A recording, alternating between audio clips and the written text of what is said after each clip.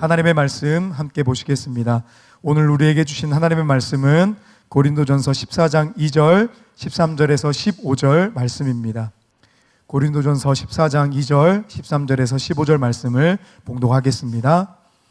방언을 말하는 자는 사람에게 하지 아니하고 하나님께 하나니 이는 알아듣는 자가 없고 영으로 비밀을 말함이라. 그러므로 방언을 말하는 자는 통역하기를 기도할지니 내가 만일 방언으로 기도하면 나의 영이 기도하거니와 나의 마음은 열매를 맺지 못하리라. 그러면 어떻게 할까?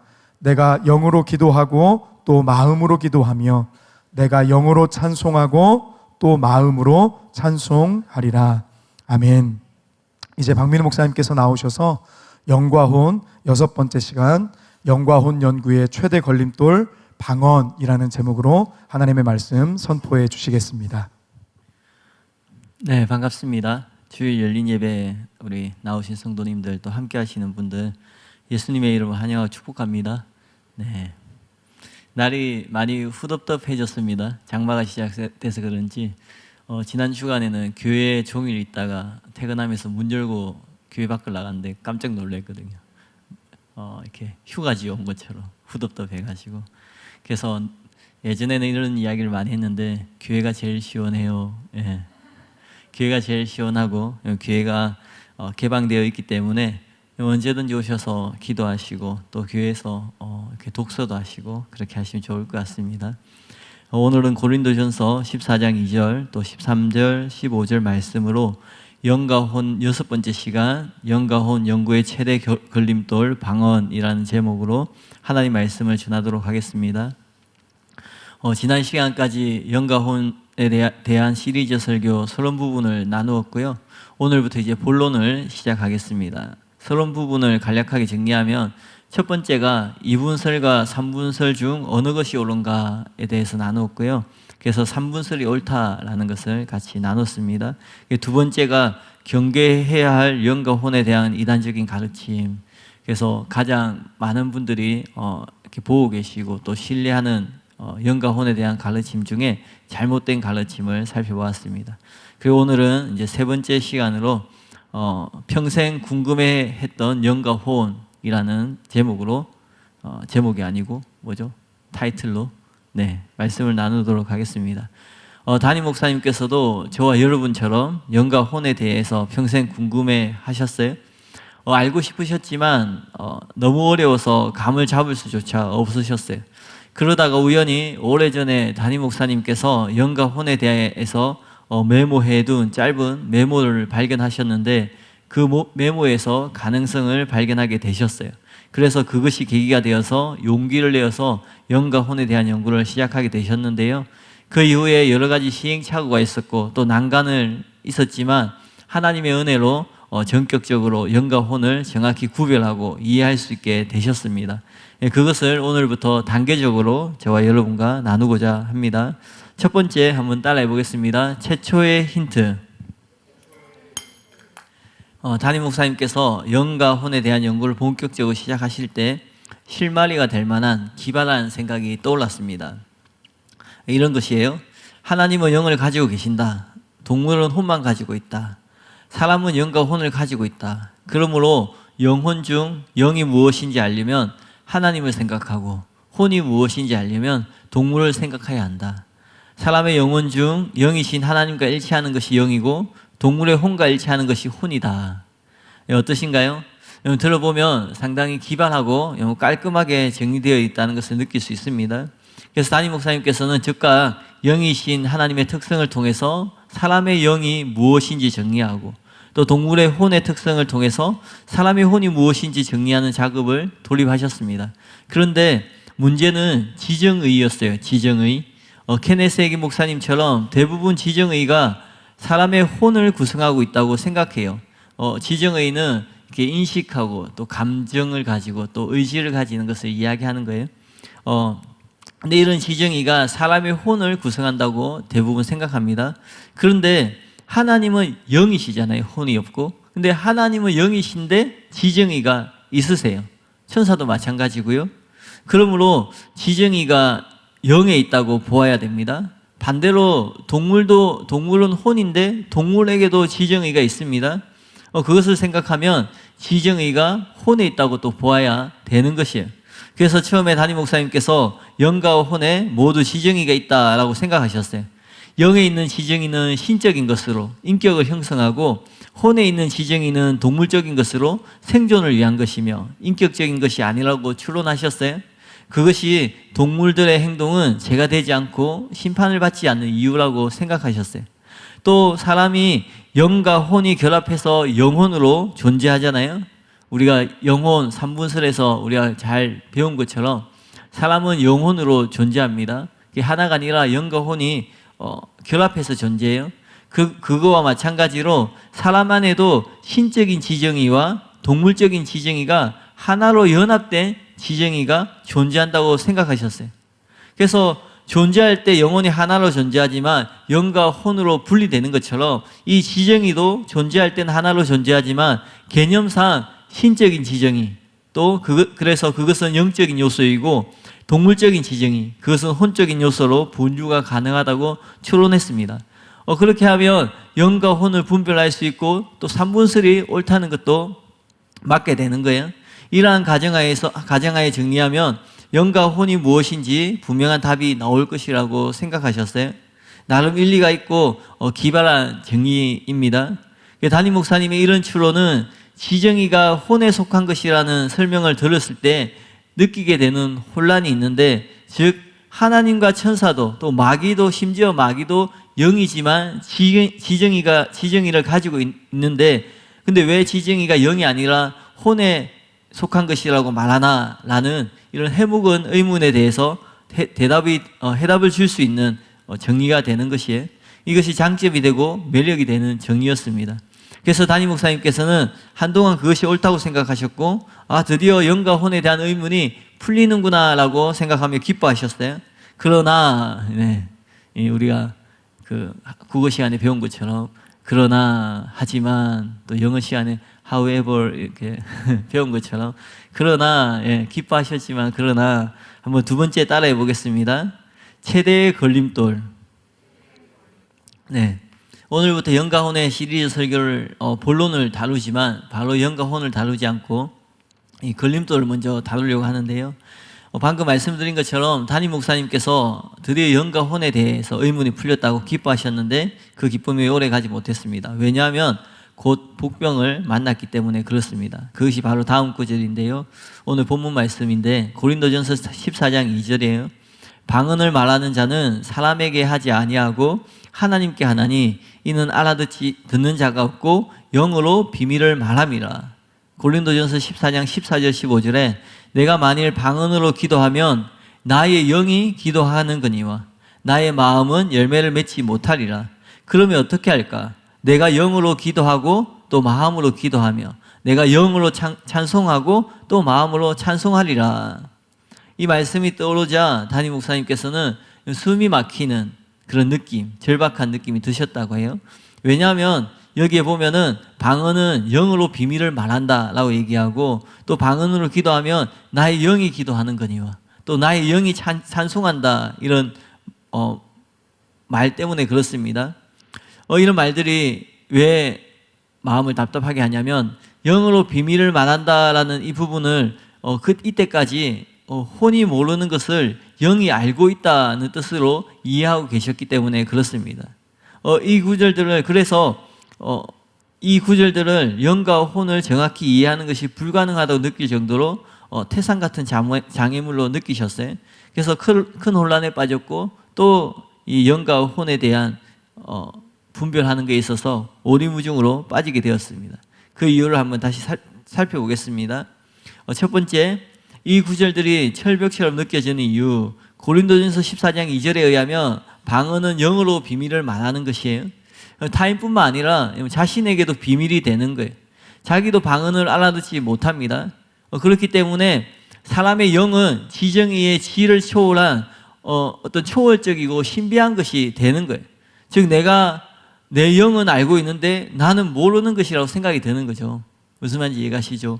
여러분 방언하시는 분들 방언할 때 내가 무슨 기도하는지 모르잖아요, 실제로. 그런 것처럼 영으로 비밀을 말한다라고 얘기할 때 이 말의 의미가 마치 혼은 모르는 것을 영은 알고 있구나라고 생각을 하는 거예요. 그러면은 이렇게 생각할 수밖에 없는 거죠. 사람의 영은 그 혼에 있는 아니면 영혼에 있는 지정의의 인식하는 것을 초월한 어떤 존재구나. 그래서 영은 알고 비밀을 기도하는데 나는 그것을 모른다. 그렇게 되니까 이 영이 도대체 무엇인지 가늠할 수 없게 되는 거예요. 그래서 이런 생각이 드는 거죠. 영은 마음이 모르는 것을 알고 있나 봐. 영은 마음과 완전히 다른 어떤 것인가 봐. 그렇다면 마음이 모르는 것을 알고 있는 영은 구체적으로 무엇일까? 도대체 영은 무엇이기에 혼이 모르는 것을 알고 기도하는 것일까? 그것이 가능할까? 혼이 인식할 수 없는 영만의 지정의가 따로 있는 것인가? 우리가 인지하지 못하는 영을 이렇게 되면 영은 그것을 알고 기도하는데 우리는 그것을 모르니까 우리가 인지할 수 없는 그 영이 인지할 수 없는데 어떻게 우리가 그것을 알 수 있겠는가? 그렇게 생각이 드는 거예요. 그래서 영이 무엇인지 감이 잡혔다가 다시 도무지 감을 잡을 수 없는 그런 상태가 된 겁니다. 그래서 영과 혼에 대한 연구가 다시 미궁으로 빠지게 되었어요. 하나님도 영이시고 천사도 영이에요. 근데 이런 생각 해보셨어요? 하나님이 영이시니까 영으로 말씀하실 거 아니에요? 그러면 하나님은 자신이 말하는 것을 아실까요? 모를까요? 아시겠죠? 당연히 그렇겠죠. 그런데 왜 사람은 영으로, 즉 방언으로 기도할 때 그 내용을 자신은 모를까요? 도무지 이해가 되지 않는 것이에요. 그래서 영을 파악하는 것이 다시 오리무중이 되어버린 것이에요. 무엇보다도 이 구절은 영에도 지정의가 있고 혼에도 지정의가 있어서 그것이 두 개가 결합되어서 존재한다고 했던 첫 번째 담임 목사님 세우셨던 그 해석과 정면 충돌이 있는 거예요. 최초의 힌트와 정면으로 부딪히는 거예요. 그리고 이 부분에 대해서 어떤 주석도 이런 궁금증을 해결하거나 다루는 속 시원하게 답을 주는 것이 없었어요. 그런데 담임 목사님께서 그런데 이 성구들은 담임 목사님께만 걸림돌이 되는 게 아니에요. 이분설을 주장하는 학자들에도 걸림돌이 됩니다. 왜냐하면 이분설로는 이 구절을 도무지 소화할 수가 없는 것이에요. 그럼 이분설은 무엇이에요? 사람이 영혼과 육체도 존재한다는 것이 아니라 이분설은 영은 혼이고 혼은 곧 영이다라는 게 이분설입니다. 그렇기 때문에 이 구절에 의하면 영이 기도하는 것을 혼이 모를 수가 없잖아요. 영이 곧 혼이고 혼이 영인데. 근데 이 구절에 의하면 영이 기도하는 것을 혼이 모르는 거예요. 그러니까 이분설이 성립이 되지 않는 거예요. 그래서 이분설을 지지하는 대부분의 학자들이 이 고린도전서 14장 2절을 해석할 때 억지로 문법을 어기면서까지 다른 뜻으로 해석을 합니다. 그 중에 몇 가지 소개해드리면 찰스아지는 이렇게 해석을 해요. 그 영으로 비밀을 말함이라. 영은 인간의 지력과 구별되는 것으로서 인간 자신의 영을 의미하지 않는다. 여기 인간의 영이 아니라는 거예요. 성경은 혼과 영을 별개의 뚜렷한 기능들로 구별하지 않는다. 그러니까 영과 혼은 하나라는 거죠. 이분설이죠. 푸뉴마는 인간의 본성이 아주 높은 영적인 능력이 아니라 성령이시다. 실제로 푸뉴마는 사람의 영이라는 의미도 있고 또 성령이라는 의미도 있으니까 이렇게 억지로 해석을 하는 거예요. 고든피도 방언으로 말한 내용은 성령으로 말한 비밀이다라고 해석을 합니다. 또한 데이비드 갈런드도 같은 주장을 이렇게 썼어요. 방언으로 말하는 사람은 영으로 비밀들을 말하는데 이 푸뉴마티는 사람의 영으로, 정신으로 반대되는 사람의 영으로나 성령에 의해서를 의미할 수 있다. 피는 후자를 주장하는데 12장 7절에서 11절에서 방언이 하나님의 영의 나타나심 중 하나이기 때문이다. 키스트 메이커 또한 비밀들을 드러내는 분은 성령이라고 지적한다. 이처럼 이 구절의 영이 사람의 영이 아니라 성령이라고 학자들은 주장합니다. 또한 푸뉴마가 사람의 영뿐만 아니라 실제로 성령을 뜻할 수도 있기 때문에 그렇습니다. 그래서 이 구절만 떼어놓고 이렇게 해석을 하면 가능한 것처럼 보입니다. 그러나 그렇지 않다라는 거예요. 이 해석은 14절과 정면으로 충돌해요. 14절에 보면 내가 만일 방언으로 기도하면 나의 영이 기도하는 거니와 나의 마음은 열매를 맺지 못하리라. 여기 방언할 때 영으로 기도하는 것인데 하나님의 영이 아니라 나의 영이 기도한다고 분명하게 명시되어 있는 거예요. 그래서 찰스 아지도 이 점을 인식하고 시인해요. 이 해석에 대한 큰 반대는 나의 영과 나의 마음이 동일한 방식으로 설명되어야 한다는 것이다. 만일 후자가 내 자신의 이해 또는 마음을 의미한다면 전자는 내 자신의 영을 의미해야 될 것이다. 성령은 나의 영이라고 결코 불리어지지 않고 불리어질 수 없다. 왜냐하면 성령은 인간의 영과 아주 다르기 때문이다. 고든피도 그것을 인정하며 이렇게 말해요. 현재 맥락에서 나의 영이 기도한다라는 다소 어려운 표현은 나의 영, 성령이 기도한다는 것을 의미하는 것으로 보인다. 한편으로 소유격 나의와 이의 대조를 이루는 나의 마음은 모두 바울이 여기서 기도하는 자신의 영을 가리킨다라고 했어요. 그러나 그렇게 하면서도 둘 다 나의 영을 다른 뜻으로 해석했습니다. 먼저 찰스 하진은 이렇게 주장해요. 상기 해석은 나의 영이 한 인격으로서 성령을 의미한다고 가정하는 것이 아니라 하나의 나타나심으로서 성령을 의미한다고 가정하고 있다. 그러니까 나의 영이 성령님 그 자체를 의미하는 것이 아니라 성령의 나타나심으로서의 성령을 의미한다는 거예요. 이게 뭐냐면 바로 그러한 것이 성령이 내 속에 그 자신을 나타내시는 방식이다. 다시 말해 나의 영은 나의 영적인 은사이다. 그러니까 나의 영이 성령의 나타남인데 영적인 은사라고 해석을 하는 거예요. 또한 고든피도 똑같은 주장을 해요. 이처럼 둘 다 나의 영을 12절에 나오는 신령한 것을 의미한다고 봅니다. 12절에 보면 그러므로 너희도 영적인 것, 푸뉴마를 사모하는 자인즉 교회의 덕을 세우기 위하여 그것이 풍성하기를 구하라. 그들은 나의 영으로가 성령을 가리킬 수는 없으나 자기가 받은 은사, 즉 방언의 은사를 가리킬 수 있다라고 보았다라는 거예요. 하지만 이 해석은 억지로 끼워 맞춘 것일 뿐입니다. 물론 일부 번역본들은 이런 주장을 받아들여서 고린도전서 14장 2절을 이렇게 번역해요. 표준 세번역도 보면 그는 성령으로 비밀을 말하는 것입니다 라고 얘기해요. 그러니까 나의 영이 성령이라고 해석을 해요. 또 공동 번역에도 보면 이상한 언어를 말하는 사람은 성령의 힘으로 신비한 일을 말하는 것이므로 아무로 알아들을 수 없다 이렇게 얘기를 해요. 여기서도 나의 영을 성령의 힘으로 해요. 성령의 힘으로 한다고 되어 있습니다. 그러나 고린도전서 14장 14절까지 이것을 성령으로 해석한 번역본은 없습니다. 표준 세번역도 보면은 내가 방언으로 기도하면 내 영은 기도하지만 이렇게 얘기를 해요. 공동번역도 마찬가지예요. 만일 내가 이상한 언어로 기도한다면 기도하는 것은 내 심령뿐이고 라고 얘기를 하는 거예요. 무엇보다도 이 구절에서 이 나의 영은 나의 마음과 대조를 이루고 있습니다. 그러므로 자연스러운 의미는 성령의 나타남이 아니라 성령은 물론 아니고 성령의 나타남이 아니라 나의 영, 사람의 영일 수밖에 없다라는 거예요. 뒤에 나의 마음이 사람의 마음이니까요. 게다가 성경 어디에도 성령의 은사를 나의 영이라고 부르는 곳이 없다라는 거예요. 그러므로 우리는 이렇게 억지로 끼워 맞춘 이런 엉터리 해석을 당연히 거부해야 됩니다. 여기에 보면은 학자들이 자기의 의견을 주장을 해요. 학자마다 자기 견해가 있겠죠. 근데 성경을 보다 보면은 자기의 견해로 해석할 수 없는 구절이 발견할 수 있어요. 그럴 수 있겠죠. 그러면 그것이 이해가 안 되고 해석이 안 되면 어떻게 해야 돼요?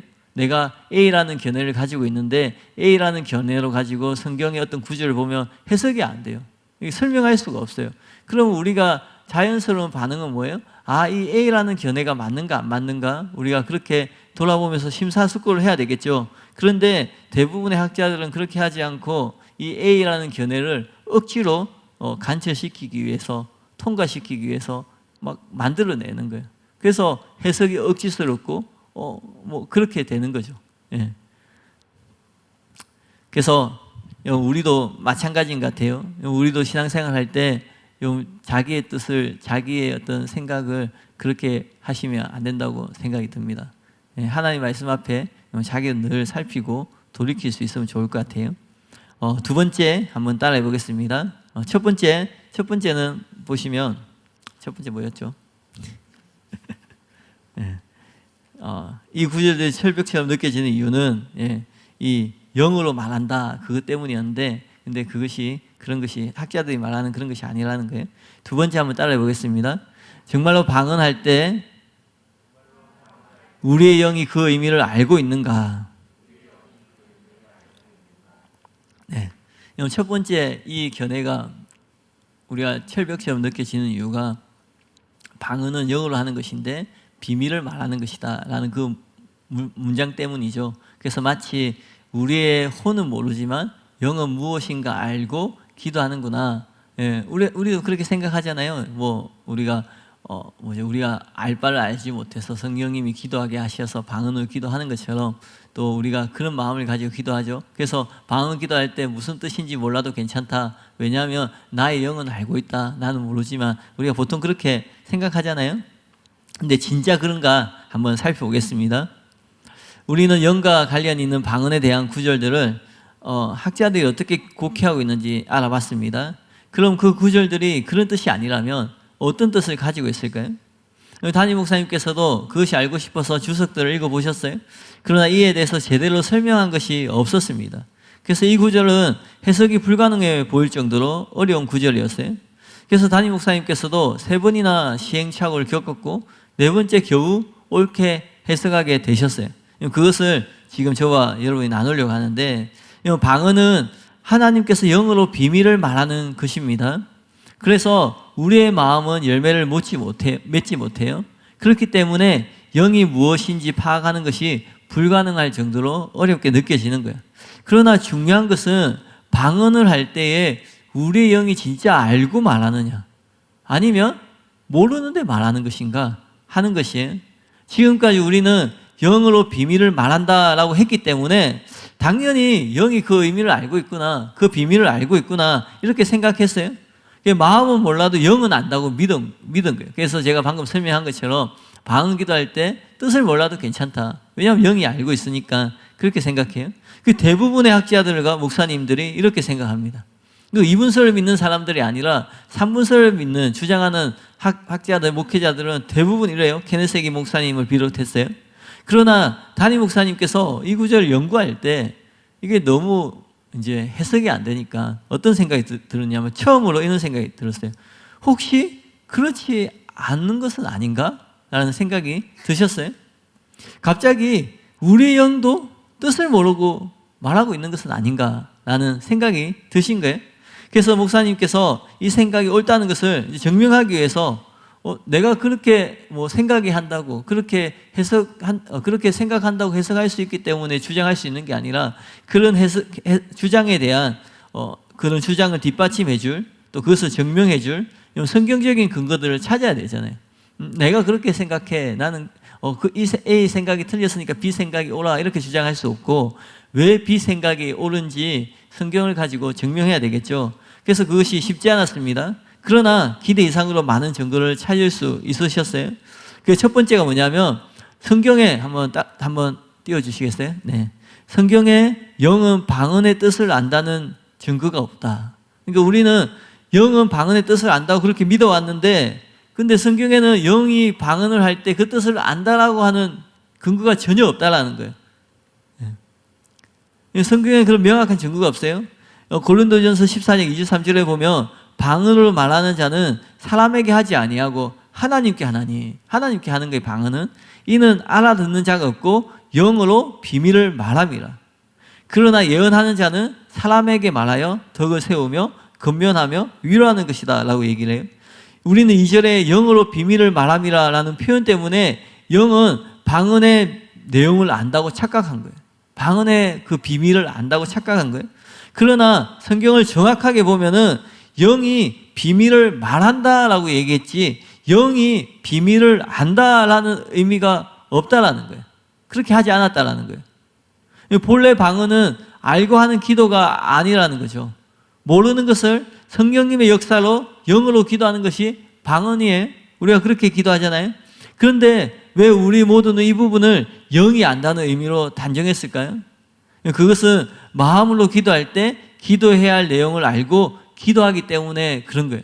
우리가 우리의 마음으로 기도할 때 방언이 아니라 한국말로 여러분이 기도할 때 하나님 앞에 구할 때 내가 그 말을 하면서 이게 무슨 뜻인지 모르고 기도하는 사람 없잖아요. 지금 내가 기도하는 것은 내가 알고 있잖아요.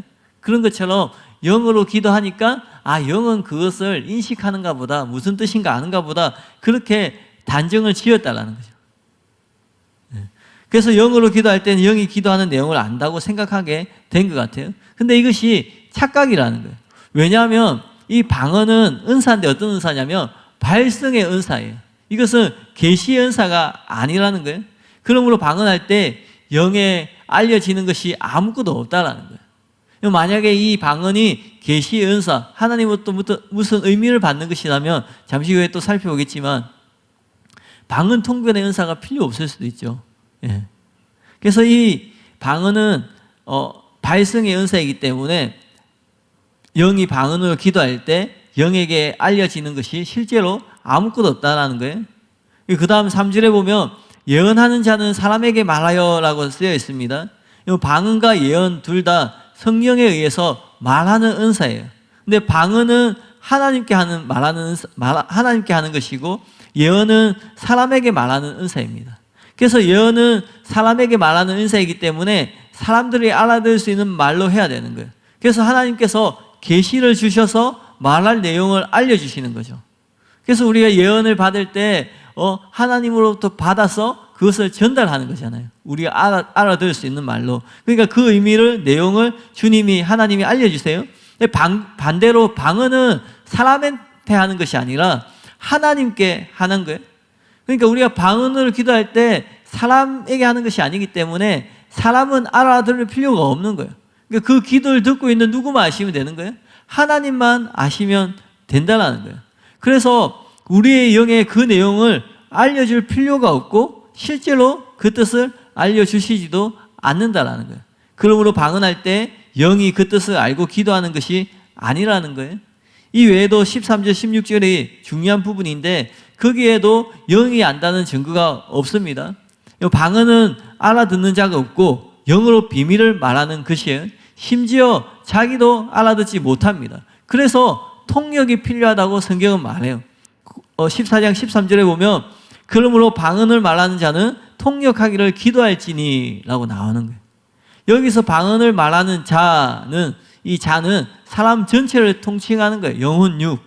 그러니까 사람의 영과 혼 모두를 뜻하는 거예요. 그러니까 방언을 말하는 자는 모르니까, 영도 모르니까 혼뿐만 아니라 그러니까 통역하기를 기도하라고 말하고 있는 거예요. 예. 왜냐하면 그의 혼은 물론이고 영도 방언의 의미를 모르기 때문에 그렇습니다. 그러므로 방언할 때 영은 그 뜻을 알고 있는 것이 아니라는 거예요. 이해가시죠? 그 다음으로 14장 14절 15절도 같이 보겠습니다. 내가 만일 방언으로 기도하면 나의 영이 하거니와 나의 마음은 열매를 맺지 못하리라. 그러면 어떻게 할까? 내가 영으로 기도하고 또 마음으로 기도하며 내가 영으로 찬송하고 또 마음으로 찬송하리라.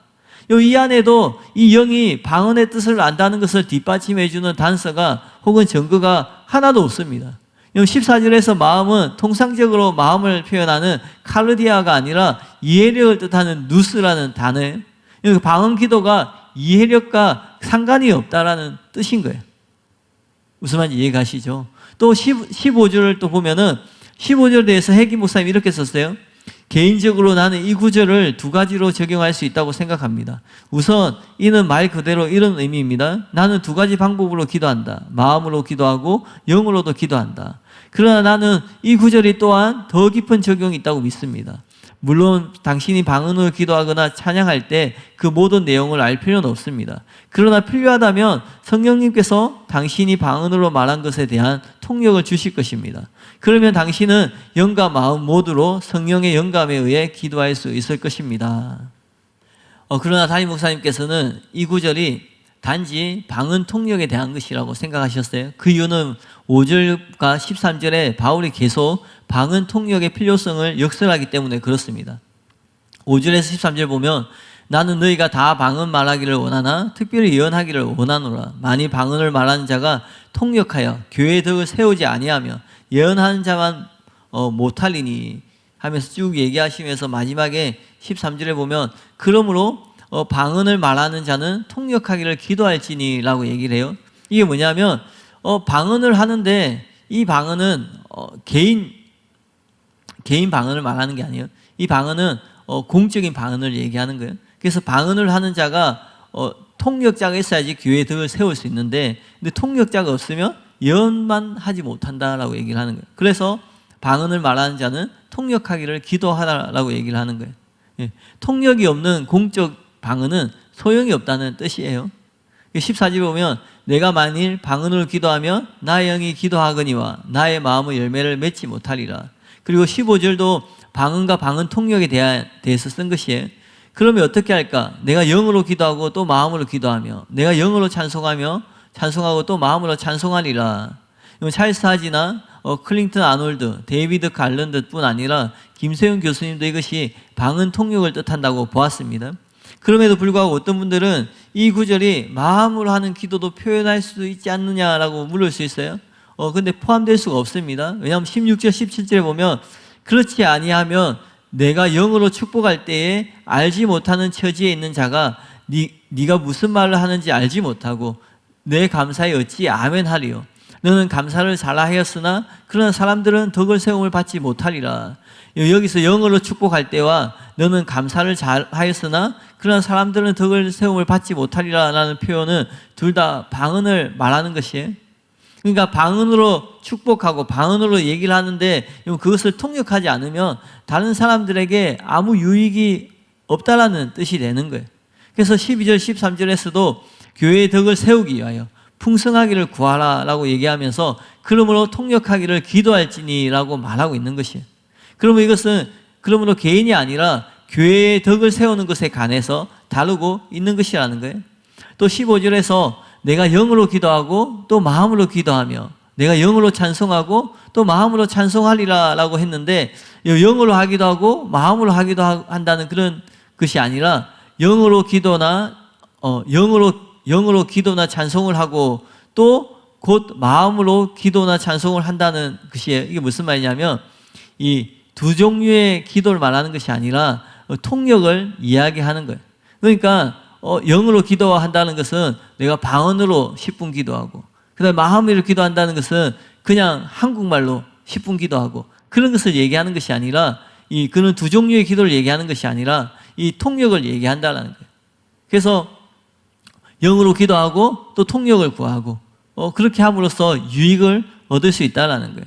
또한 15절에서 영으로 기도나 찬송을 하는 것이 가정에서 개인적으로 반응하는 것을 뜻한다면 16절 17절에 이렇게 말할 이유가 없다라는 거예요.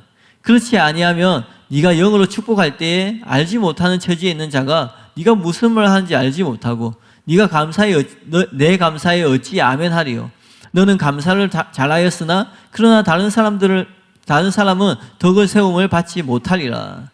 그게 무슨 말인지 이해가시죠? 그러니까 지금 15절에 우리가 내가 영으로 기도하고 또 마음으로 기도하고 영으로 찬송하고 또 마음으로 찬송하리라, 이것은 이 또라는 것은 카이 그리고라는 의미를 가지고 있어서 이것을 두 개를 같이 하는 것을 얘기하는 것이고 그리고라는 의미를 가지고 있는 것이고, 근데 이것은 두 종류의 기도를 말하는 것이 아니라, 그러니까 우리가 개인적으로 개인 기도할 때 방언 기도하다가 또 한국말로 기도하다가 또 방언으로 찬양하다가 한국말로 찬양하는 그런 것을 얘기하는 것이 아니라 이 공적인 자리에서 다른 사람들과 함께 있는 자리에서 내가 영으로 기도했을 때 그것에 대한 통역으로 마음으로 기도하고, 또 내가 영으로 찬송했을 때 또 그것에 대한 통역으로 마음으로 찬송하는 것을 말한다라는 거예요. 그래서 이 15절은 그렇기 때문에 16절 17절에서 혼자 기도하는 것이 아니라 같이 하는 것이니까 너는 그렇게 기도하고 너는 감사했는데 그것을 알아듣지 못하는 사람들은 무슨 덕이 있겠느냐, 그렇게 얘기를 하는 거죠. 그러므로 15절은 가정이 아니라 교회에서 하는 기도와 찬송임이 분명하다는 거예요. 근데 통역하는 것이 아닌데 회중 앞에서 방언과 일반 기도를 병행하겠다고 말하는 것이 말이 안 된다라는 거예요. 만약에 우리가 대표 기도를 하는데 누가 이렇게 보통 기존 교회에서 예배 전에 장로님이 대표 기도를 하는데 10분 동안 방언 기도하고, 그리고 남은 10분 동안은 또 한국말로 기도하고, 그런 것을 얘기하는 것이 아니라는 거예요. 근데 우리가 다 같이 기도할 때는 이렇게 방언으로 앞에서 하죠. 그것은 영적인 분위기를 위해서 그렇게 하는 것이 이 말을 가지고 하는 것이 아니라는 거죠. 그래서 회중 앞에서 통역이 따르지 않는 방언을 할 필요가 없다라는 겁니다. 15절은 단지 방언 통역을 뜻한다고 보아야 된다라는 거예요. 그러니까 해기 목사님이 말한 게 반은 맞고 반은 맞지 않는 거예요. 해기 목사님은 두 가지 두 가지를 다 얘기했는데 담임 목사님은 이거는 단지 방언 통역을 말하고 있다라는 것이죠. 근데 15절에 나오는 내가 영으로 기도하고 또 내가 영으로 찬송하고와 16절에 내가 영으로 축복할 때라는 표현들 역시 영이 그 내용을 안다는 뜻이 아니라는 거예요. 그러니까 영으로 기도하고 영으로 찬송하고 영으로 축복한다는 것이 그 내용을 안다는 것이 아니라는 거죠. 왜냐하면 이 표현들은 2절에 나온 영으로 말한다라는 것의 반복이기 때문에 그렇습니다. 그러므로 무엇으로 말하느냐를 말하는 것일 뿐 영이 그 뜻을 안다는 말이 아니라는 거예요. 영으로 그것을 한다는 그 의미만 있는 것이지 영이 그 의미를 알고 하는 것이 아니라는 거예요. 영이 그 의미를 알고 하는 것이 아니니까 그 뒤에 통역이 필요하다라고 얘기를 하는 거예요.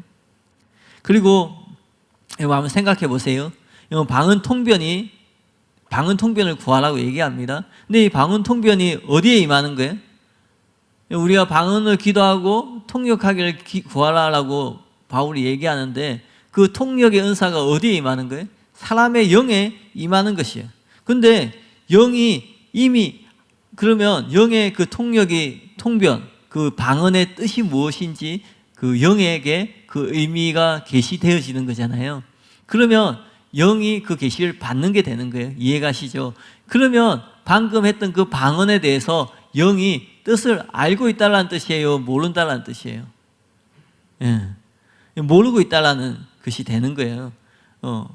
그리고 그 방언 통변의 은사, 그 계시가 영에 임할 때 마음이 알게 되는 거예요. 혼이 알게 되어서 말을 하는 것이에요. 이해가시죠? 그러니까 혼이 모르는 영만의 비밀을 존재할 수가 없다라는 거죠. 이상 설명을 드린 것처럼 방언에 대한 구절들 안에 방언할 때 영이 그 뜻을 안다는 증거가 전혀 없습니다. 그것은 단지 우리가 오랫동안 그렇게 추측하고 또 착각하고 단정해온 오해일 뿐이라는 거예요. 무슨 말인지 이해가시죠? 오늘 마지막으로 두 번째 한번 따라해 보겠습니다. 우리가 오랫동안 단체로 오해한 방언의 은사. 네. 방언은 하나님께 영으로 비밀을 말하는 것인데 영이 그 비밀을 말만 하느냐 아니면 그 비밀을 알고 말하느냐가 지금 우리가 다루고 있는 쟁점입니다. 담임 목사님은 방언할 때 우리의 영이 그 내용을 모른다라고 지금 주장하고 계시는 거예요. 근데 놀랍게도 그것이 방언의 은사 자체에 나타난다는 거예요. 방언이란 무엇일까요? 케네세기 목사님은 방언, 오순절 다락방 경험을 넘어라는 책에서 방언에 대해서 이렇게 설명했습니다. 고린도전서 14장 14절의 학대 번역본은 방언 기도에서 성령님과 우리의 관계를 더 명확하게 보여줍니다. 내가 만일 모르는 방언으로 기도하면 나의 영이 내 안에 성령에 의해 기도하는 거니와, 다시 말하면 당신이 방언으로 기도할 때 당신 안에 성령에 의해 당신의 영이 기도하는 것입니다. 당신 안에 성령님은 당신에게 말을 주시고 당신은 당신의 영에서부터 그것을 소리내어 말하는 것입니다. 그분은 말을 주시면 당신은 말합니다. 방언은 이처럼 단지 성령이 말하게 하심을 따라 말하는 은사가 방언인 거예요. 성령이 방언할 때 그게 무슨 뜻인지 계시를 주는 게 방언 통변이고요. 그것이 방언이라는 거예요. 그러니까 한마디로 방언은 계시의 은사가 아니라 발성의 은사라는 거예요. 사도행전 2장 1절 4절에 보면 오순절 나오는데 한번 보세요. 오순절 사건인데 오순절 날이 이미 이름에 그들이 다 같이 한 곳에 모였더니 홀연히 하늘로부터 급하고 강한 바람 같은 소리가 있어 그들이 앉은 온 집에 가득하며 마치 불의 혀처럼 갈라지는 것들이 그들에게 보여 각 사람 위에 하나씩 임하여 있더니 그들이 다 성령의 충만함을 받고 성령이 말하게 하심을 따라 다른 언어들로 말하기를 시작하니라. 그러니까 이게 성령 이렇게 갑자기 생각이 안 나네요. 이게 그 사건인데 이 절기도 있는데 하여튼 오순절 사건이라는 것이다. 갑자기 생각이 안 나네요. 최초로 이제 방언이 임하는 사건이었어요. 근데 이때는 이제 외국어 방언으로 임했어요. 그래서 그 모여 있는 사람들이 아니 이 사람이 어떻게 우리의 말로 방언하느냐, 말로 하느냐 해서 무슨 말 하는지 다 알아들었어요. 근데 중요한 건 뭐냐면 그 방언을 하는 사람들은 자기가 어느 나라 말을 하는지 무슨 말을 하는지는 몰랐다라는 거예요. 이 구절은 방언이 정확히 어떤 것인지 우리에게 보여줘요. 우리가 성령 충만을 받으면 성령님이 말하게 하십니다. 그때 그것을 따라 말하는 것이 방언이에요. 즉 방언은 성령의 말하게 하심을 따라 말하는 은사라는 거예요. 그러면 성령이 어떻게 우리를 말하게 하실까요? 성령 충만을 받으면 성령님이 영에서 역사하기 시작합니다. 그러면 한국어가 아닌 다른 말이 나오게 돼요. 또 어떤 단어가 떠오르게 됩니다. 입술이 떨릴 수도 있고 혀가 말린다든지 평소와 달리 발음이 세면서 자꾸 다른 말이 나오게 됩니다. 이것이 성령의 말하게 하심인 거예요. 근데 이때 억지로 또박또박 한국어로 말하려고 하지 말아야 된다는 거예요. 그래서 우리가 이렇게 방언 받고 싶다고 하시는 분들 이제 그 사역을 할 때 꼭 당부하는 것이 한국어로 말하는 것을 멈추십시오. 그러면 꼭 그 주님 방언을 받고 싶습니다. 이렇게 얘기하면은 받을 수가 없는 거예요. 그러니까 한국어 말하는 것을 멈추고 같이 기도할 때 이 방금 설명한 것처럼 성령이 말하게 하심을 따라 우리의 혀를 성령님의 인도하심에 맡기고 따라가면 됩니다. 그러면 누구든지 방언을 받을 수 있고 방언으로 기도할 수 있습니다. 중요한 것은 이때 성령이 말할 내용을 가르쳐 주시는 것이 아니라 단지 다른 언어로 말하게 하신다는 거예요. 이것이 성령께서 하시는 일의 전부이고 다른 것이 없다라는 거예요. 즉 성령님이 방언의 내용을 알게 해주시는 것이 아니라는 거예요. 그러므로 방언은 영이 알고 기도하는 것이 아닌 거예요. 영도 모르지만 성령이 말하게 하심을 따라 다른 말로 기도하는 것이 바로 방언인 거예요. 한편 방언이 터질 때 성령님이 우리 영에서부터 역사해서 영이 말하게 하세요. 그래서 방언이 영으로 하는 기도일 뿐 영이 그 뜻을 알고 하는 기도가 아니에요. 만약 방언할 때 영이 그 뜻을 안다면 왜 꼭 영만 알아야 되겠어요? 혼도 같이 알면은 그 방언의 내용을 알면은 더 유익하지 않겠어요? 진짜 필요한 기도 제목이 무엇인지 혼도 같이 알고 공유해서 하면 그 기도가 자신의 덕을 세우는 데도 유익하게 될 것이에요. 그런데 왜 영만 알게 하고 혼에게는 비밀로 할까요? 그럴 리가 없다라는 거예요. 그러므로 방언할 때 영도 그 뜻을 알고 있는 것이 아니라는 겁니다.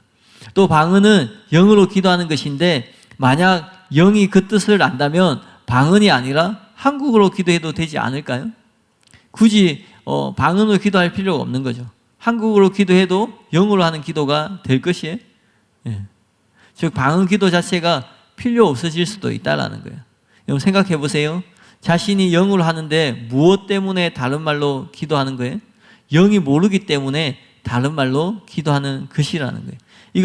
이것이 영도 그 내용을 모른다는 또 하나의 증거가 된다라는 겁니다. 그러므로 영도 모르고 성령님 아시는 것을 다른 언어, 즉 방언을 통해서 표현하는 것이 방언 기도라는 겁니다. 그리고 끝으로 방언 통역이 무엇이에요? 과연 그것이 나의 영이 알고 있는 것을 나의 혼에게 계시해 주는 것이 방언 통역일까요? 그러니까 우리가 방언을 기도할 때 혼은 모르고 영만 알고 있는데 성령님이 방언 통역을 통하여서 영이 알고 있는 것을 혼에게 계시해 주는 것이 방언 통역일까요? 그렇지 않다라는 거예요. 방언 통역은 영이 알고 있는 것이 아니라 성령님이 알고 계신 것을 영에게 계시해 주는 거예요. 그러나 내 영이 알고 있는 것을 나의 혼에게 가르쳐 줄 때는 계시가 필요하지 않다라는 거죠. 무슨 말인지 이해가시죠? 그러니까 영이 알고 있는 것을 혼에게 계시하는 것이 방언 통역이라면 굳이 성령님이 계시해 줄 필요가 없는 거죠. 내 영이 내 혼에 계시를 해주면 되니까요. 그러면 신자와 불신자를 떠나서 모든 사람은 영과 혼과 육으로 존재하기 때문에 계속 계시가 일어나는 거예요. 그래서 영은 혼에게 계시를 해주는 거예요. 그렇지 않다라는 거죠. 그러니까 방언 통역은 성령이 알고 계시는 것을 계시해 주는 것이에요. 그러므로 방언할 때 영도 그 뜻을 모르고 있다는 것이 확실하다는 겁니다. 예. 제가 잘 설명했나요? 예. 이렇게 한 번씩 저하고 눈 마주치면 이해하셨으면 끄덕끄덕 해주세요. 우리 학생들. 예, 저도 이렇게 설명할 때 분명히 컴퓨터 앞에서는 잘 이해를 했는데 말을 할 때 뭔가 단어를 잘못 선택하거나 표현을 잘못하면 저도 스스로 꼬일 때가 있는데, 근데 무슨 말인지 이해가시죠? 그러니까 오늘 한 것은 우리가 방언으로 기도할 때 방언은 영으로 기도하는 것인데 비밀을 말하는 것이다 라는 이 문장 때문에 이 방언은 혼이 모르는 비밀을 알고 있구나 라고 착각을 한 거예요. 예. 그러니까 영은 무엇이고 혼은 무엇이고 해석이 안 되는 거예요. 예. 근데 성경에는 분명히 영과 혼이 구분이 되어지고 그렇게 되어 있는 거죠. 그래서 그러면 그래서 이제 대부분의 삼부설 믿는 학자들도 그렇게 믿고 있는 거죠. 근데 그것을 가지고는 해석을 할 수 없는 거예요. 성경을 풀 수가 없는 거예요. 영은 무엇이고 혼은 무엇인지 해석이 제대로 안 되는 거예요. 그래서 담임 목사님이 갑자기 그게 틀린 게 아닐까? 영이 비밀을 말한다는 것이 비밀을 알고 있다는 뜻이 아니진 않을까? 그 생각이 드신 거죠. 그래서 이 생각이 맞는지 이제 연구를 해서 찾았는데 그것이 맞다는 것을 이제 찾아낸 거예요. 그리고 이제 다음 주에 또 좀 더 나눌 텐데, 그래서 첫 번째가 성경에는 영이 알고 있다라는 되어 있는 구절이 아무데도 없는 거예요. 근데 우리는 그렇게 문장을 착각하고 오해해서 믿어왔는데, 단정 지어왔는데, 근데 실제로 성경에는 영이 내용을 알고 방언을 한다는 내용은 전혀 없는 거죠. 예. 그리고 우리가 그동안 오해해왔던 방언의 은사에 대해서 방금 마지막에 살펴보고요. 방언의 은사는 성령님이 말하게 하심을 따라서 그냥 말하는 발성의 은사일 뿐이라는 거죠. 그래서 무엇을 알고 말하는 것이 아니라 모르고 말하는 거예요. 이 방언은 사람에게 하는 것이 아니라 하나님께 하는 것이기 때문에 몰라도 되는 것이죠. 아까 예언하고 비교해서 얘기하는 것처럼 예언은 사람에게 하는 것이니까 뜻을 전달해야 되니까 의미를 계시해 주는 것이고, 방언은 하나님께 하는 것이니까 하나님은 우리가 방언으로 기도할 때 그것을 다 알아들으시니까 우리에게 계시를 해줄 필요가 없는 거죠. 여기까지도 이해가시죠? 예. 그리고 이 방언은 그냥 성령님이 말하게 하심에 따라서 말하는 것이기 때문에 방언 통역의 은사가 필요하다는 거예요. 뜻을 모르고 있으니까. 그래서 우리가 공적인 방언을 할 때 그럴 수 있겠죠. 예, 잘 모르겠는데 저는 그 초대교회 때 공적으로 누가 방언을 했다. 그럼 그 뜻을 얘기해 줘야 되는 거예요.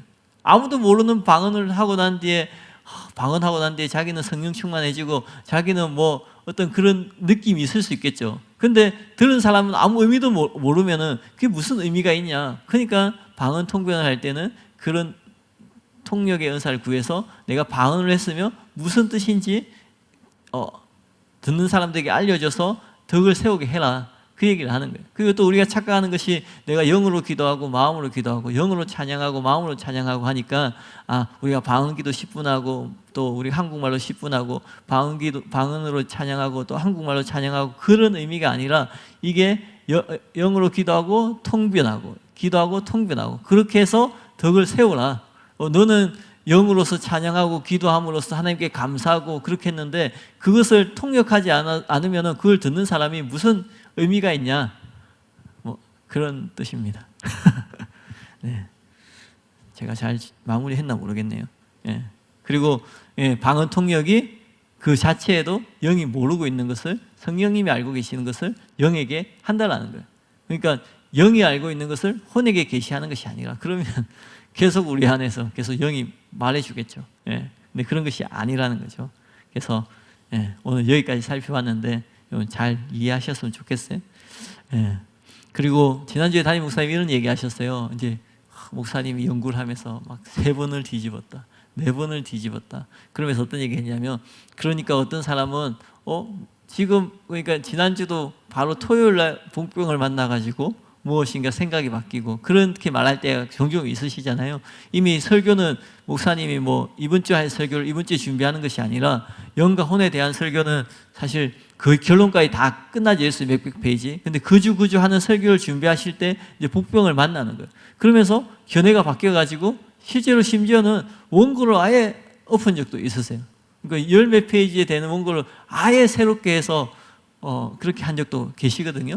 그러니까 그렇게 하니까 성도님들이 그러면 지금 목사님이 말하고 있는 것이 또 잘못될 수도 있지 않냐, 그렇게 오해할 수 있다고 그렇게 얘기하면서 그렇지 않다고 얘기했는데, 저도 그렇게 생각합니다. 왜냐하면 오히려 담임 목사님이 몇 번이나 그렇게 뒤집는 것, 견해를 바꾸는 것이 오히려 더 신뢰할 수 있다는 거예요. 제가 아까 전에 첫 번째 얘기하고 신학자들이 억지스럽게 해석을 하잖아요. 그죠?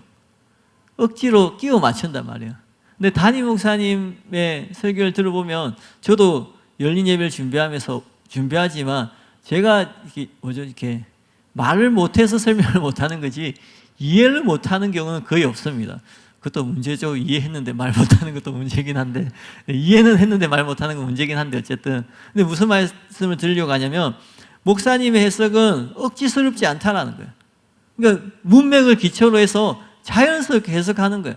근데 앞에 나의 영 분명히 그렇게 했는데, 이게 성령이라고 얘기하려니까 안 맞으니까 성령의 은사 이렇게 해서 방언도 성령의 은사니까요. 그렇게 해석하려고 하니까 그 구절에서는 맞는 것 같은데 한 두세 구절 지나면 또 안 맞게 되는 거예요. 근데 그렇게 억지로 해석을 하는데, 근데 목사님은 그렇게 하지 않으시는 거예요. 그래서 견해가 계속 바뀌는 거예요. 왜냐하면 목사님은 고집을 피우지 않으시거든요. 이 해석에 대해서 억지를 부리지 않으시거든요. 누구든지 어떤 책이든지 누구의 견해든지 반박하는 내용이 나오면, 심지어는 책에 나오지도 않는데 담임 목사님 생각할 때 이런 반박이 있을 수 있다 하면서 그 로마서 설교할 때 그런 내용도 다루고 했잖아요. 그러니까 오히려 더 믿을 수 있다라는 거예요. 견해가 3번, 4번 뒤집어져서 이제 결론에 왔다고 얘기했을 때, 그렇게 뒤집어졌기 때문에 신뢰할 수 없는 게 아니라 오히려 더 신뢰하고 믿을 수 있다라고 생각해요. 목사님 절대로 억지로 간철시키지 않습니다. 공정하게 본인의 설교이고 본인의 견해임에도 불구하고 공정하게 객관적으로 그렇게 보는 거예요. 누구든지 반박을 할 때 그게 성경적인 근거가 맞고 그러면은 그것을 언제든지 돌이키는 분이세요. 실제로 예전에 아주 옛날인데 거의 한 수년, 10년까지는 안 되더라도 저기 논현동에 있을 때인데, 신학교 수업 시간에 이제 피를 먹으면 되냐 안 되냐, 이 물음표 설교에 나오는 내용인데, 책에 나오는 내용인데요. 신학생이 이제 담임 목사님은 먹으면 안 된다는 견해를 가지고 계셨어요. 근데 신학생이 이제 제 성경 구절이 정확히 생각나지 않는데 지금 갑자기 생각난 걸 얘기하는 건데, 그 신학생이 먹을 수 있다고 주장을 했어요. 성경적인 근거를 대면서. 근데 사실 신학생이 교수님 이기는 거 결코 쉽지 않거든요. 저도 고신에 다닐 때 그 칼빈의 기독교 강요 가지고 두 팀을 나눠서 서로 변론하는 게 있었어요. 그래서 저는 알미니안에 있어서 주장을 했는데 결국은 점수는 잘 받았어요. 왜냐하면 알미니안이 더 성경적인 근거에도 가깝고, 또 저에게는 뒷배로 담임 목사님이 그때는 담임 목사님 아니셨지만 있어가지고 그걸 이렇게 가져와서 주장을 해가지고 그 칼빈주의 하는 아이들이 이제 논박할 수 없게 했어요. 근데 결국은 수업을 마칠 때 교수님이 정리를 할 때는 칼빈이 옳게 정리가 되어 버리더라고요. 진짜 잘 주장했다고. 진짜 어떤 핵심을 찔렀다. 어떤 부분 찔렀다고 얘기했지만 결국에는 그게 관철되지 않고 칼빈이 옳다고 그렇게 되는 거예요. 담임 목사님 그렇다는 것이 아니라 학생이 교수님 이기는 게 쉽지 않습니다.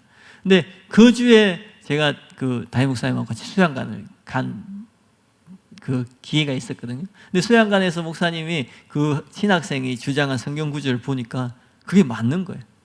이 근거가 맞는 거예요. 그래서 목사님이 피를 먹으면 안 된다고 생각하셨는데 그 견해를 바꾸고 이제 물음표라는 설교를 하셨는데, 그리고 그 다음 주에 그 수업할 때 그 신학생에게 선물했습니다. 무엇을 선물했냐면 순대를 사오셔서 선물했습니다. 먹어도 된다고. 제가 무슨 말씀을 드리려고 하냐면 그런 거예요. 목사님은 평생을 먹으면 안 된다고 생각해 오신 거예요. 근데 그냥 신학생인 거예요. 신학생. 어떤 신학자가 아니에요. 근데 그 말을 듣고 확인을 해보니까 그게 옳은 거예요. 그러면 견해를 바꾸는 거예요. 그러니까 더 신뢰할 수 있다는 거죠. 제가 말하고자 하는 게 무슨 말인지 이해가시죠? 근데 우리의 신앙도 마찬가지예요. 신앙생활을 하다 보면은 예수님을 만남으로써 변화되는 순간이 있어요. 근데 우리가 어떤 경우에는 예수님을 따르고자 하면, 하나님 말씀대로 살고자 하면 나의 어떤 살아온 인생을 뒤집어야 되는 순간이 있어요. 나는 수십 년 동안, 나는 평생을 그렇게 살아왔는데, 그렇게 믿어왔는데, 그게 옳다고 생각해왔는데, 신앙생활을 하다 보니까 그게 아닌 게 발견되는 거예요. 그러면 우리는 내가 수십 년 살아왔는데 그동안 이 사람한테 이렇게 얘기하고 저 사람한테 저렇게 얘기했는데, 그런 걸 생각하는 것이 아니라 언제든지 하나님 말씀 앞에 그 무엇이든지 뒤집고 바꿀 수 있는 부드러운 마음을 가져야 된다는 거예요. 그래서 어떤 것은 그래 수용하고 어떤 것은 수용하지 못하고 그러면 안 된다는 거예요. 물론 성경 말씀이 기준이 되는 거죠. 그래서 우리가 신앙생활 할 때도 늘 그런 것이 일어나야 돼요. 신실하다는 것은 아예 바뀌지 않는다는 것은 의미도 있지만, 우리가 신앙생활 할 때 신실하다는 것은 항상 하나님 앞에 그렇게 반응하는 것을 말한다고 생각을 하는 거예요. 바르지 않는 것이 있으면 언제든지 바꿀 수 있는, 옳지 않은데 그것을 고집하지 않는, 내 자존심 때문에, 내 평판 때문에, 뭐 사람들의 시선 때문에, 내가 그동안 어떤 한 말 때문에 그럴 수 없다라는 거예요. 예. 그렇게 해야 된다고 생각이 듭니다. 그래서 사랑교회 안에서 같이 신앙생활 하는 거 진짜 큰 복이거든요. 예, 다 그렇게 생각하시겠지만 혹시 그렇게 생각하지 않는 분 1년 지난 뒤에 깨닫게 되실 거예요. 예, 1년 지나서 깨닫지 못하시면 2년 지나서 깨닫게 되실 거예요. 그래도 모르면 3년 지나서 깨닫게 되실 거예요. 반드시 깨닫게 되니까 그냥 계속 그 자리에 계시면 됩니다. 예, 이곳에 있는 것이 복이라는 것을 분명히 깨닫게 될 것이에요. 죽기 직전에 깨닫게 될 것이에요. 이건 장담하는데, 100% 장담하는데 반드시 깨닫게 될 것입니다. 그래서 함께 신앙생활을 하고 우리 함께 교제하는데 우리의 마음이 그런 부드러운 마음을 가져서 담임 목사님 말씀, 또 김옥경 부담임 목사님 말씀, 또 여러 목회자분들의 말씀, 그런 분들의 말씀을 통해서만 우리가 변화되는 것이 아니라 주변에 있는 사람들, 같이 신앙생활하는 사람들을 통해서도 좋은 영향력을 받고 또 좋은 영향력을 끼치는 저와 여러분이 되었으면 좋겠습니다. 그래서 늘 억지 부리지 않고 고집 피우지 않고 내 뜻을 간철시키려고 하지 말고, 이것은 하나님 앞에서도 마찬가지입니다. 하나님 앞에 기도할 때 하나님 뜻을 구한다고 하면서 결국은 자기의 뜻을 간철시키려고 하는 우리의 이기적인 마음이 있어요. 그래서 그 마음을 내려놓는 게 너무나 중요해요. 늘 기억하셔야 돼요. 하나님은 더 좋은 것을 준비하고 계세요. 하나님은 더 좋은 것을 예비하고 계세요. 내 뜻대로 내 계획대로 되지 않았다고 마음이 힘들 수 있습니다. 속상할 수 있습니다. 근데 우리가 좌절하고 절망할 것이 아니라는 거예요. 왜냐하면 하나님은 더 좋은 더 좋은 목적을 가지고 우리의 삶을 인도하고 계시기 때문에 그렇습니다. 우리의 뜻과 하나님 뜻이 일치할 수도 있지만 그렇지 않을 때가 있어요. 그럴 때에 우리는 오히려 더 하나님 앞에 감사하며 기뻐하며, 하나님이 나는 이게 최고라고 생각했는데, 나는 이게 최상이라고 생각했는데, 야, 이것보다 더 좋은 계획을 가지고 계시구나, 이것보다 더 멋진 계획을 가지고 계시구나, 그런 마음을 가지면 신앙생활 하는 게 더 힘이 나고 더 하나님을 기대하고 더 행복할 수 있습니다. 우리 시간에 같이 기도할 텐데 들은 말씀을 생각하면서 같이 기도하고요. 또 아프리카 선교팀을 위해서 계속 기도해 주시길 바랍니다. 여러분 전달 받으신 것처럼 여러 가지 많은 일들이 있습니다. 예상치 못하였던 일들, 그런 일들이 있음에도 불구하고 하나님은 일하시고 하나님은 역사하시고 또 하나님은 이 선교팀, 이 집회를 통해서 구원하고자 하는 계획하신 분을 반드시 구원하시고 하나님은 반드시 그 뜻을 이루으실 텐데 우리 선교팀이 지치지 않도록, 또 그러지 않으시겠지만 마음이 힘들고 그런 마음 들지 않도록 날마다 주님 새 힘을 부어주시고 또 날마다 위로하시고 격려해 주셔서 맡은 그 일정을 잘 감당할 수 있도록 우리 이 시간 같이 기도하면서 나가겠습니다.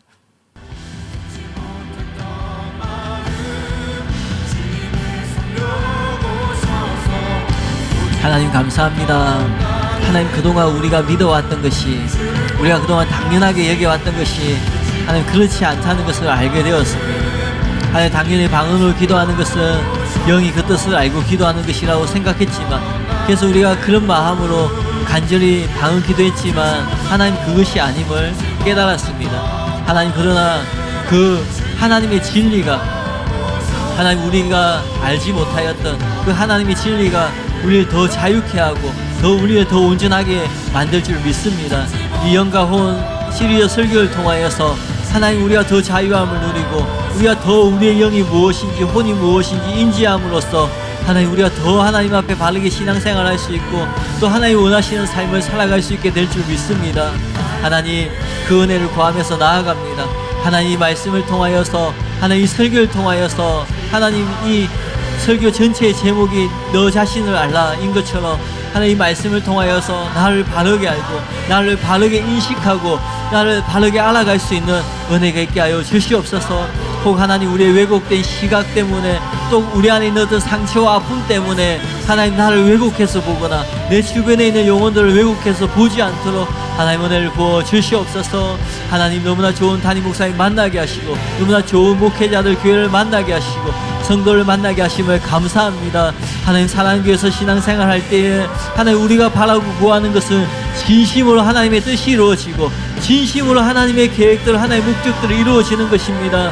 나의 인생에 나의 삶에 나의 계획이 있고 나의 목적이 있고 수년 동안 수십 년 동안 기도한 기도 제목이 있지만 하나님 단지 그것이 이루어지는 것이 아니라 단지 나의 목적과 계획이 성취되는 것이 아니라 나의 삶을 통하여서 하나님의 뜻이 이루어지고 하나님의 계획이 이루어지길 원하오니 하나님 역사하여 주시옵소서. 만약 나의 뜻과 다르다면 하나님 나는 나의 뜻을 내려놓을 것이고 나의 계획과 다르다면 하나님 나는 당연히 나의 계획을 내려놓을 것입니다. 혹 우리의 마음 가운데 욕심 때문에 여러 가지 사항 때문에 하나님 여러 자존심 때문에 하나님 내가 하나님 앞에서 고집스럽게 하나님 나아가지 않도록 하나님 내가 하나님 앞에 억지를 부리지 않도록 나의 뜻을 관철하기 위해서 하나님을 협박하거나 하나님과 무엇인가 거래를 하려고 하는 그런 마음들이 올라오지 않도록 하나님 이 시간에 은혜를 베풀어 주시고 하나님 역사하여 주시옵소서.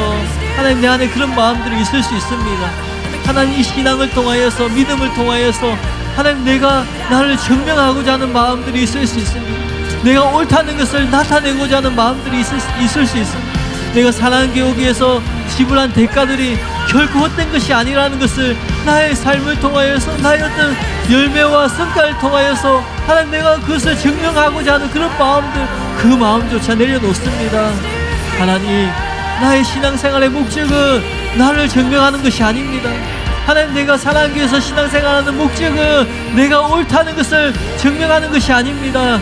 하나님 나의 신앙생활의 목적 내가 사랑하는 교회에 오게 된 이유는 오직 예수 그리스도 예수님 때문임을 고백합니다.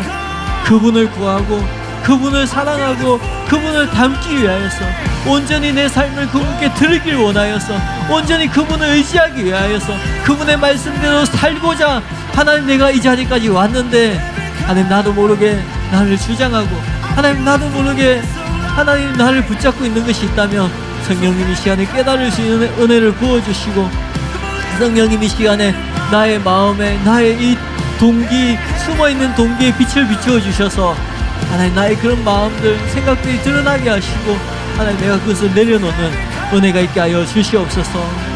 하나님 부족하지만 하나님 우리의 삶을 우리의 인생을 하나님 나의 신앙생활을 주님께 올려드립니다. 하나님 이 삶을 통하여서 주님이 홀로 높임 받으시고 주님이 홀로 영광을 받으시옵소서. 하나님 무엇이든 하나님 말씀 앞에 반하는 것이 있다면 하나님 마음 앞에 반하는 것이 있다면 하나님 내려놓고 포기할 수 있는 하나님 그런 믿음과 용기를 우리 가운데 허락하여 주시옵소서. 내 안에 그렇게 하고 싶지 않은 수만 가지의 이유가 있고 수만 가지의 명분이 있다 할지라도 주님이 나에게 그렇게 하라고 말씀하시고 감동 주시고 그것이 하나님의 뜻이라면 하나님 우리는 그렇게 하는 순종하는 자들 될 수 있도록 주님 역사하여 주시옵소서. 반대로 내가 그렇게 할 수 있는 수많은 명분이 있고 이유가 있고 내가 그렇게 할 수 있는 다른 사람들에게 설명할 수 있는 그런 이유가 있다 할지라도 주님이 그렇게 하기를 원치 않는다면 주님이 그런 마음을 우리에게 주신다면 하나님 내가 그런 권리가 있음에도 불구하고 내가 충분히 그렇게 할 수 있음에도 불구하고 그렇게 하지 않고 멈추는 하나님 그런 믿음의 사람 될 수 있도록 정말 하나님을 신뢰하고 정말 하나님을 의지하는 사람 될 수 있도록 하나님 도와주시고 하나님 역사하여 주시옵소서.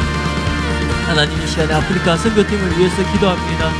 진성호 목사님과 배인우 목사님과 호대니 목사님 주님 기억하여 주시옵소서. 하나님 주님이 주신 사명을 붙잡고 하나님 그 땅까지 나아갔습니다. 하나님께서 은혜를 베풀어 주시고 역사해 주셔서 예상치 못한 어려운 가운데에서도 하나님 예상하지 못한 어떤 상황 강경 가운데에서도 하나님 의지함으로 하나님 신뢰함으로 하나님 그 선교팀이 계획하고 있는 그 계획보다 더 놀라운 일들이 일어나게 하시고 선교팀이 원하는 그 목표보다 더 놀라운 일들이 그 땅 가운데 하나님 집회 가운데 세미나 가운데 일어날 수 있도록 하나님 역사하여 주시옵소서. 늘 우리보다 더 좋은 계획을 가지고 계시고 더 높은 계획을 가지고 계시는 주님을 신뢰하며 나아갑니다. 하나님께서 우리의 삶을 통하여서 그 주님의 높은 뜻을 이루어 주시고 주님의 그 좋은 계획들을 성취하여 주시옵소서. 그래서 하나님 우리의 삶을 통하여서 하나님 그 모든 사역과 섬김과 헌신을 통하여서 주님이 홀로 높임 받으시고 주님이 홀로 영광을 받으시옵소서. 하나님 아프리카 선교팀을 통하여서 진성훈 목사님과 배인우 목사님, 허대니 목사님을 통하여서 주님 홀로 높임 받으시고 주님 홀로 영광을 받으시옵소서. 하나님 함께해 주시고 하나님 역사하여 주시옵소서.